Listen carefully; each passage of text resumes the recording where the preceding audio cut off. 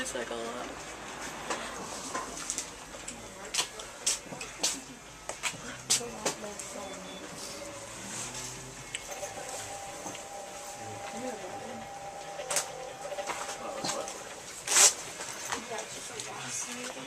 And action.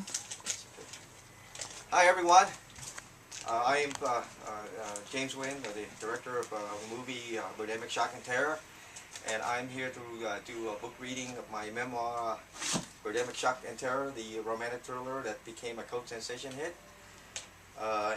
This memoir is kind of like tell the story, personal story of the making of my cult sensation hit movie Birdemic, Shock and Terror. It's available on DVD and Blu-ray. You can get here at the Green Apple bookstore here. They sell right here, and also my memoir. And there's a foreword by Dan Utler in my memoir. Dan Utler is the author of Vertigo, the making of the Hitchcock classic. And so if you like Hitchcock movie Vertigo, you should check his book out. It's like the Bible of Vertigo. Okay, so now we're going to do just read a chapter of my memoir, Inspiration and Conception. Okay, so here we go. In early 2005, after a stressful day at work from my day job as a software salesman in the Silicon Valley, I drove to Half Moon Bay, a beautiful Northern California coastal town south of San Francisco, to relax and look at out the Pacific Ocean. There were flocks of seagulls flying nearby. The seagull reminded me of Hitchcock the Bird, and I thought, what if I made a movie called Birdemic about a platoon of eagles and vulture that attack a small town called Half Moon Bay? Why did the eagles and vulture attack it? Who would survive? From 2005 to 2008. Thank you. Birdemic, Shock and Terror was my labor of love. There were several inspirations in the making of Birdemic.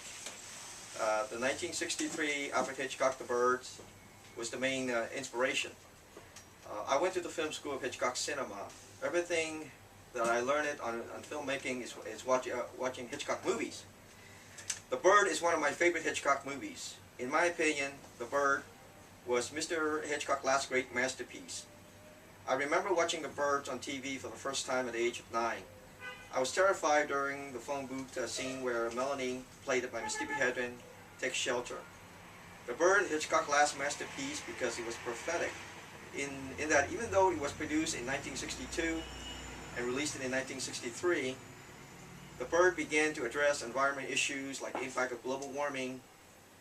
In The Birds, the younger Kathy, played by Veronica Cartwright, asked, why are they doing this, the birds? And Mrs. Bundy, played by Ethel Griffey, the bird expert, mentioned, birds are not aggressive creatures, miss. They bring beauty to the world. It is mankind rather who insists on making it difficult for life to survive on this planet. Another inspiration for my film is An Inconvenient Truth, during which Al Gore states that because of global warming, the mating cycles of birds have been disrupted, and the bird species are dying off at a rapid rate because they can't find enough food due to global warming. I hope I haven't put you to sleep yet. Lastly, our home, Mother Earth, is the ultimate inspiration.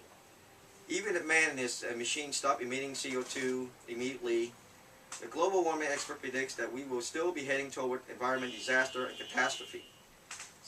Since the Industrial Revolution, human beings have polluted and harmed our planet with burning fossil fuels that release CO2 to the atmosphere to a point where all life faces extinction. However, I'm optimistic about the future. I grew up in high technology Silicon Valley, which is the home of Apple Computer, Google, Intel, Facebook, Oracle Corporation, and Yahoo. Technology changes every 12 months. So I'm very optimistic that maybe in 10 to 20 years from now, there will be new technology that can help fix global warming. There. Okay, so that was the chapter, Inspiration Conception. So, now let's open up to a Q&A. You want to, pertaining to the movie.